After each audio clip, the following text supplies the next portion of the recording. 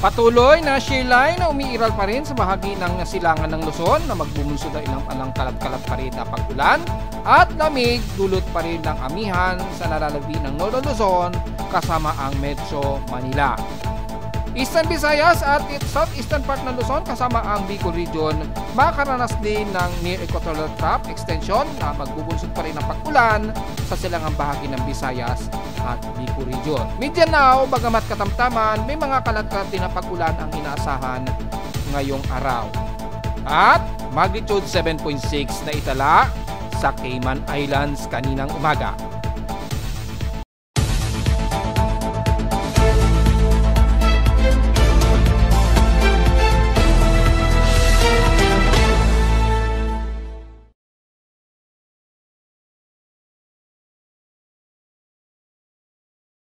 Hello, good morning mga folks. Welcome po muli sa ating Daily Weather Bulletin at Analysis para sa araw ng Linggo, February 9, 2025. Ang oras natin po sa umaga ay alas 11:05 na o 6 na ng umaga.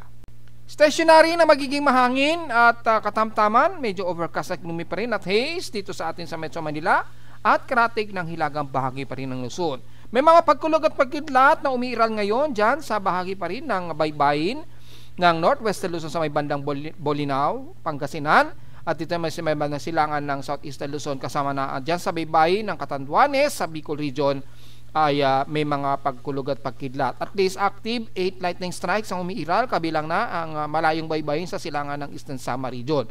Well, dahil sa boundary pa rin ng shear line dito sa may bandang pagitan ng silangan ng Southeastern Luzon at dito naman sa may bandang Eastern Visayas area ay bunsod naman ng extension pa rin ng tuloy-tuloy na near equatorial trough at dahil na rin sa accumulated easterlies na nagwa-water vapor dito at bumubuo sa mga pag-ulan dyan sa may bandang Eastern Samar area na tumatawid sa ilang bahagi ng Sorsogon at Legazpi sa may bandang Bicol Region. So anyways, stationary lang din halos sa mga pag-ulan dyan, pero dito sa bahagi pa rin ng Luzon patuloy pa rin tayong nakakaranas ng malamig na temperatura dulot pa rin ng amihan at tuloy-tuloy at yung kalurang bahagi naman sa ay patuloy pa rin tayo na medyo drier ang panahon, pero makakaranas pa rin tayo ng mga maulap na himpapurin nitong maghapon. Ilang bahagi lamang sa bansa na medyo katamtaman at fairly weather ang umiiral ngayong araw ng Linggo. Sa ating current conditions, overcast, gloomy, haze at mostly cloudy dito sa amin sa Caloocan. So inasahan yan sa buong Metro Manila maghapon, bagamat maituturing natin yan ng moderate and fairly weather naman so far. Sa lowest temperature na itala na weather station kininang 12:36 AM ng madaling araw, nakapagtala kami ng pinakamababa na 22.8 degrees Celsius.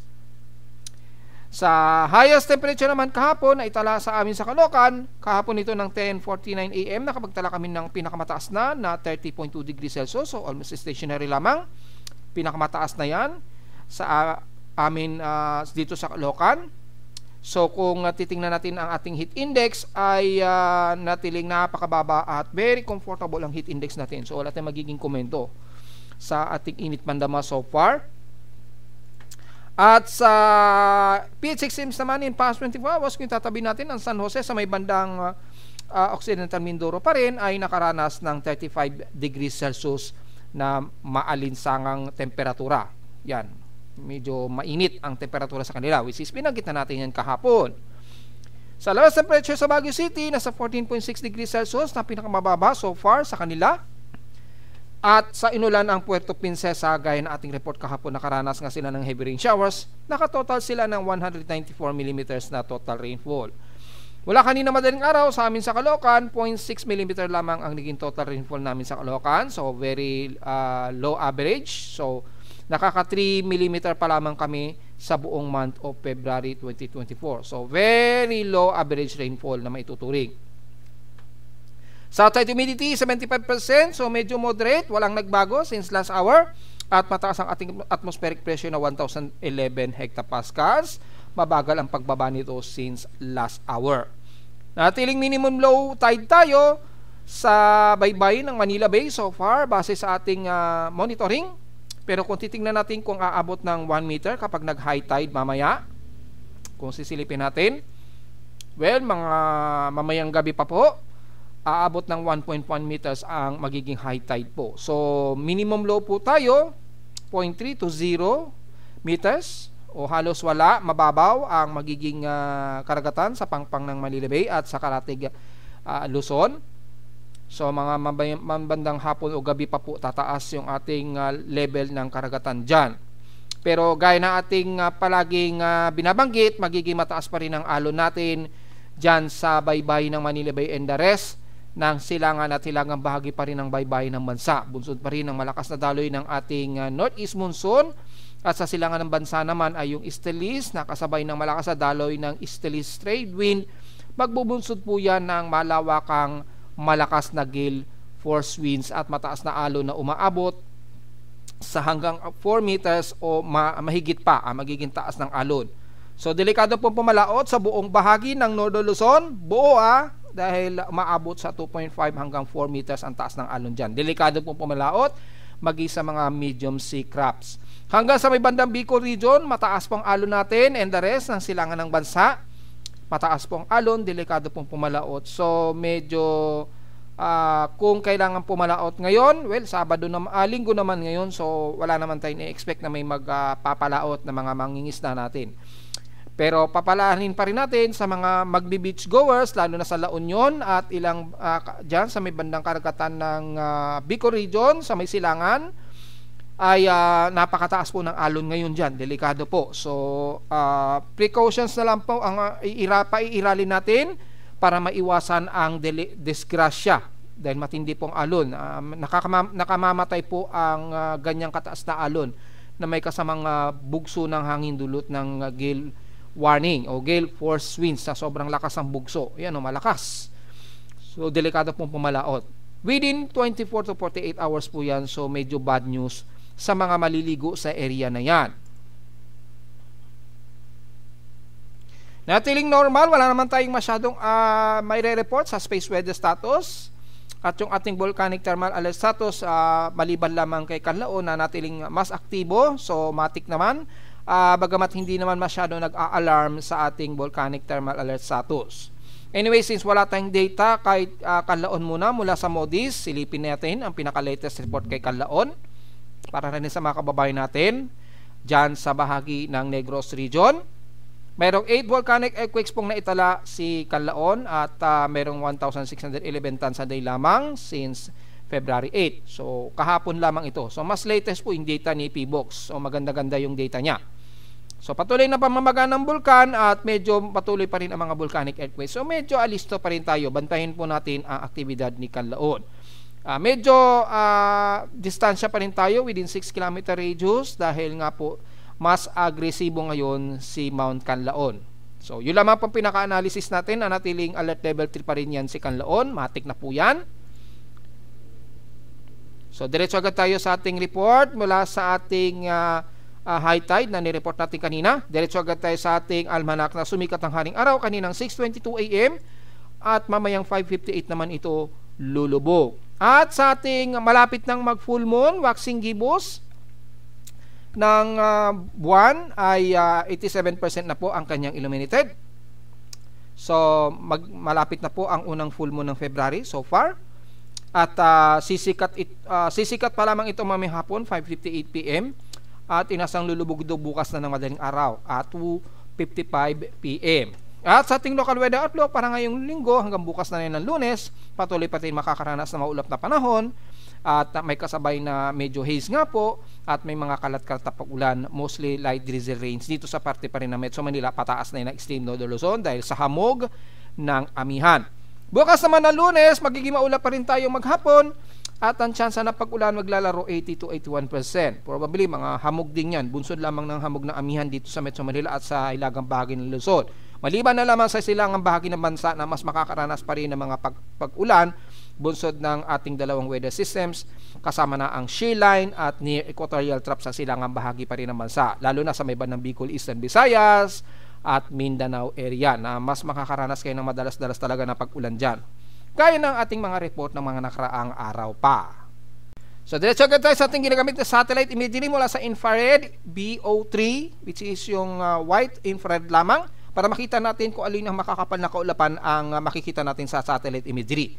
Mula rito ay kitang-kita ang maulap na himpapuri na nakakaranas ng mga malawakang pag-ulan dyan sa may bahagi nga po ng Bicol Region. Mula Catanduanes at ilang bahagi ng Legazpi, Sorsogon, patawid na yan ng bandang Northern Samar, yan, automatic, maulan po dyan, at bandang Eastern Samar. Mula sa may bandang Lawang, pababa ng bandang Borongan, Eastern Samar. Yan, at dyan sa may bahagi ng Katbalogan ay nakakaranas din ng mga kalat-kalat na pag-ulan. Mostly moderate and may mga light to moderate at mangilang-ilang heavy rain showers, clusterized po magiging pag-ulan dyan. Kung sisilipin natin heavy rain showers ay clusterized po ng mga heavy rain showers dyan sa parte nga po na pagitan ng Sorsogon, Legazpi at dyan sa may bandang Northern Samar area. So ingat po sa mga pagbaha at wag naman sa magkaroon ng pagguho ng lupa. So kita-kita naman sa pinaka-satellite imagery natin. The rest pa rin ang buong Northern Luzon kasama na ang Metro Manila. So hindi natin masyado isa-isahin. Dahil constant lang naman ang daloy ng ating amihan dyan na magbubunsod po ng mahamog at haze at mga light drizzle rains lamang ang maaring magbuhos yan, especially sa buong bahagi ng dyan sa may bandang Cagayan Valley. Yan. Kasama na ang Cordillera Administrative Region, pababa na ng Ifugao, hanggang Central Luzon na po yan. Ayun o, maulap. So, medyo katamtaman ang lagay ng panahon, malamig lamang ang yung simoy ng hangin dyan. So, magkakaroon lamang ng medyo light diesel rains, bunsod lamang ng mahamog na paligid, kasama na ang Central Luzon, Bulacan, kasama ang Metro Manila ng bahagi ng Calabarzon area. So, mostly moderate ang panahon natin sa buong bahagi na yan ng Northern Luzon, hanggang Metro Manila at ilang parte ng Calabarzon area. Yan, kitang-kita naman po sa satellite imagery. So mula sa bahagi naman ng bandang Bicol Region, Camarines Norte, mga isolated lang din, mga scattered rain showers din ang iiral. Kung titingnan natin in detail gamit ang ating NOAA satellite imagery para mas kita natin yung mas mataas na accumulated water at rainfall, makikita natin ay mga katamtaman at mas maulap lamang ang himpapawid. Magkaroon man ng mga mahihinang pag-ulan dito sa may bandang Camarines Norte and the rest ng Quezon Province. Extension na yan ng bandang Laguna and then Quezon Province ng Atimonan, Quezon, San Andres hanggang dyan sa may bandang Calawang nga at Lopez. Yan. Patawid na yan ang bandang Camarines Norte na makakaranas na maulap na hipapurin at mga light drizzle rains din ang mga mauulan. Hanggang Camarines Sur at may mga isolated din na mga moderate and some heavy rain showers na magsisimula bandang Iriga, papasok na yun ang bandang Legazpi at Sorsogon. Siyempre, hindi ligtas ang Catanduanes sa mga karanas na mga moderate and some heavy rain showers. Bunsod ng shea line po na nagbaboundary pa rin dito. Dito, yung pinaka-boundary, pero manipis lamang at napaka-shallow nung boundary ng shea line dito. Pero makitang-kita naman natin yung salubungan niya dahil kung titingnan natin sa pinaka-infrared para mas kita ang detalye ay yung boundary ng shea line ay kitang-kita naman po dito. Ayan o, sa bandang Camarines Norte po yung boundary niya. Yan. Pero yung malawakan niya na boundary ay ganyan hanggang dito sa may bandang Santa Ana, Cagayan. And then the rest, ito na yung boundary ng shea line portion which is mas maulap ang bahagi ng yan at makakaranas nga po ng mga maulan dito sa parte nga po na silangan parte ng Luzon pa rin. Yan, so kitang-kita na po yung detalye ha. At mula dyan sa bahagi ng Bicol Region patawid ng Eastern Visayas, lalo na sa bahagi ng Northern Samar, ayan, nakakaranas ngayon sila ng kalat-kalat na pag-ulan. Mula dyan sa bandang Lavezares, kasama na ang buong Lawang. The rest ng Lope de Vega, Calbayog, yan, San Jose de Buan, Maslog, hanggang dyan na sa bandang Oras at Dolores sa may bandang Eastern Samar. And then mula Eastern Samar ng Dolores, pababa na yun ng Borongan, Eastern Samar, and the rest ng hanggang General MacArthur hanggang sa Mercedes at Gian, Eastern Samar. Mga isolated light to some moderate and scattered na mga moderate and heavy rain showers, lalo na sa hilagang bahagi ng Eastern Samar. The rest ng Southern Luzon, katamtaman, maulap din ang panahon natin mula Marinduque, Romblon, Masbate, Burias Island, so constant lamang kaya kahapon. Ganon din sa bahagi ng Mimaropa, bagamat mas mainit ang magiging temperatura lalo na sa baba ng Occidental Mindoro sa San Jose. Magiging maulan pa rin ang parte pa rin ng Palawan sa Puerto Princesa, moderate and heavy rain showers pa rin ang umiiral dyan. So wag po masyadong magpabaha just in case, pero matitigas naman yung mga bato dyan at madaling madisperse yung heavy rain showers just in case. Pero expected maulan at heavy rains ang mararanasan ng mga taga Puerto Princesa, pababa na yan ang bandang Brooks Point at Batarasa. So maulap din ang parteng Balabac, pero asahan din ang mga scattered rain showers na may mga pagkulog at pagkidlat din kung sakali. Pero mababa ang concentration kasi ng lightning dahil mas malamig po ang temperatura so far dyan. Katamtaman, maulap din ang bahagi ng Coron, Palawan, pero anytime makakaranas kayo ng mga light rain showers. nitong maghapon dahil sa malawakan na outer rain trough ng ulan dito sa may bandang Puerto Princesa. So maghanda po na pananggalang sa ulan.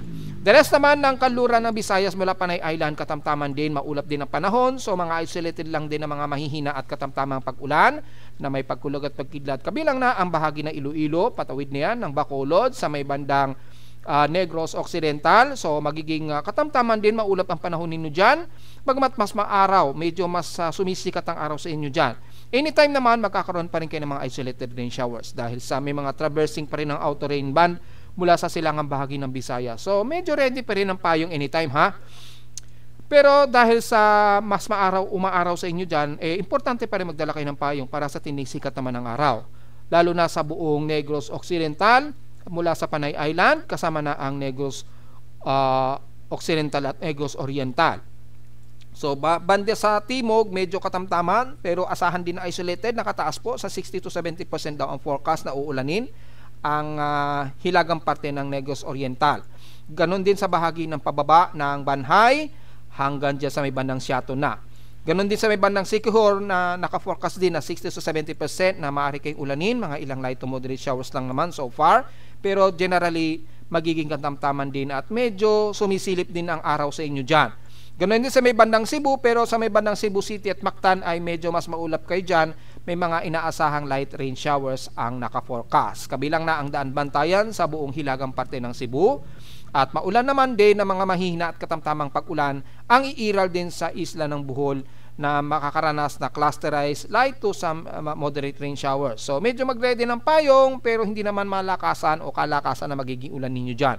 Dahil magiging maulan lamang madalas na mga light to moderate showers ang bahagi ng Leyte, especially dyan sa may bandang Tacloban hanggang dyan sa may bandang Alanganang, pababa ng Tolosa, La Paz, yan, Bawen. Siyempre, makakaranas din ng mga pag-ulan ang parte ng Ormoc and the rest ng pababa ng Baybay hanggang dyan sa may bandang silangan ng Siago. Magiging maulap din at maulan, mga madalas, light to some moderate rain showers ang buong Southern Leyte. So hanggang San Francisco na yan. Mula naman sa patawid ng Mindanao, northeastern part ng Mindanao, makakaranas ang Dinagat Island at Siargao Island o halos buong Surigao City makakaranas ng mga malawakang moderate and some heavy rain showers. So ingat po at ingat na lang sa mga pagbaha. Huwag naman sana magkaroon ng pagguho ng lupa o flash floods nitong maghapon. The rest naman ng Caraga area, dyan sa bahagi ng Agusan del Norte hanggang Agusan del Sur. Bagmat ilan sa area na Agusan del Sur katamtaman, medyo nakakasilip ng kahit paano ang sikat ng araw, asahan pa rin ang magiging maulap at mga kalat-kalat na pag-ulan nitong maghapon. Ganon din sa may silangan ng Cortez, pababa na yan ng Surigao del Sur o rest ng Surigao del Sur hanggang Hinatuan. Makakaranas din kayo ng mga kalat-kalat na pag-ulan na may pagkilat at pagkulog. And the rest ng Davao region so far, maulap ang hinyong himpapawid kasama na ang buong Davao de Oro. So sa Compostela Valley na yan, pababa ng Davao Oriental. So magiging maulap kayo dyan at mga kalat-kalat din ng mga ilang katamtaman at may pagkulog at pagkidlat. Bagamat humid o mas humid ang bahagi ng sentro ng Mindanao kasama na ang Davao del Norte and the rest ng Davao del Sur, makaasa kayo na magkakaroon din kayo ng mga isolated light rain showers at mga localized thunderstorms sa hapon o sa gabi. So medyo ready na lamang po, kabilang na ang bahagi ng Misamis Oriental sa Northern Mindanao, Cagayan de Oro, Iligan, hanggang sa may bandang Osamis ng Lanao del Norte at Misamis Occidental, papasok na ng Zamboanga Peninsula. Humid din ang mararanasan muna ng mga taga South Cotabato, General Santos, the rest ng Coronadal, yan, o areas ng Sorsogen area mula Sultan Kudarat hanggang Maguindanao del Norte at North Cotabato ay makakaranas kayo ng medyo maaraw muna na himpapawid pero maya-maya magiging gloomy at mga kalat-kalat na pag-ulan na may mga localized thunderstorms ang iiral. Dahil yung presensya pa rin ng near equatorial trough nagpapang-abot pa rin dyan kahit papano. Natataon lang sa ngayon, medyo manipis yung equatorial trough dyan sa may bandang kanluran ng Mindanao area. So medyo manipis lamang yung trough dyan. Kaya medyo mas maaraw ang bahagi ninyo dyan sa buong Sorsogen area hanggang Zamboanga Peninsula.